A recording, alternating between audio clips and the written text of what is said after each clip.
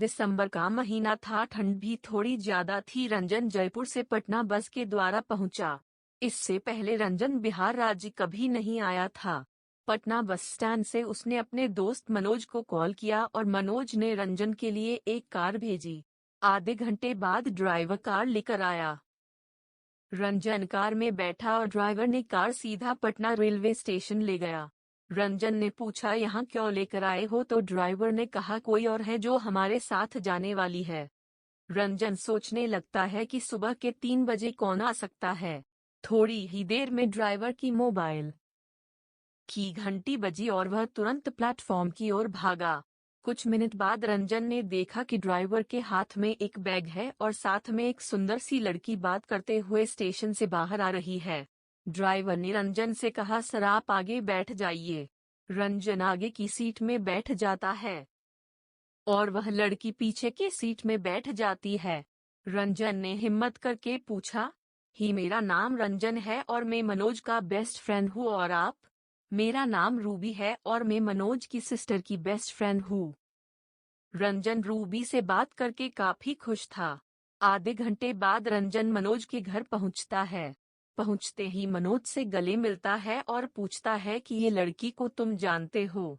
मनोज ने कहा, हाँ मेरी बहन की फ्रेंड है, नाम है रूबी, मुंबई में रहती है। शो क्या हुआ, तुझे पसंद आ गए क्या? रंजन, अरे नहीं यार, बस यूं ही पूछ रहा हूँ। चल पहले ये बता कि रूम कहाँ है, मुझे नींद आ रही है, बस से आते समय में ठीक से शो भी नहीं पाया।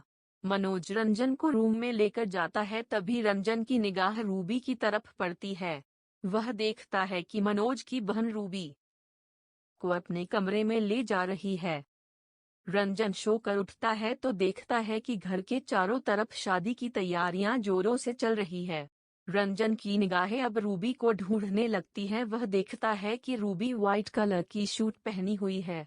रंजन भी जल्दी से फ्रेश होकर रूबी के पास जाकर बैठ जाता है और रूबी से पूछता है, आप मुंबई से हो ना? वहाँ पे आप क्या करते हो? रूबी, मैं फिलहाल होटल मैनेजमेंट की तैयारी कर रही हूँ। और आप कहाँ से हैं? रंजन, मैं एक इंजीनियर हूँ, बेंगलोर में जॉब करता हूँ।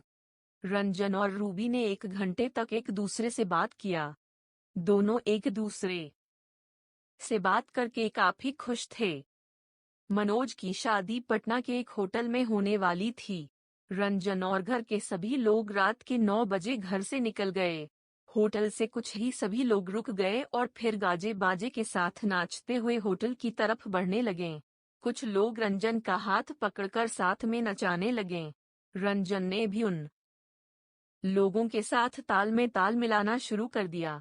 रूबी ये सब देखकर दूर से ही डांस को एंजॉय कर रही थी। अब सभी लोग होटल पहुंच गए। रंजन रूबी के पास गया और उससे पूछा, और बताओ, शादी एंजॉय कर रही हो ना? रूबी, हाँ एंजॉय तो कर रही हूँ, तुम अपना बताओ।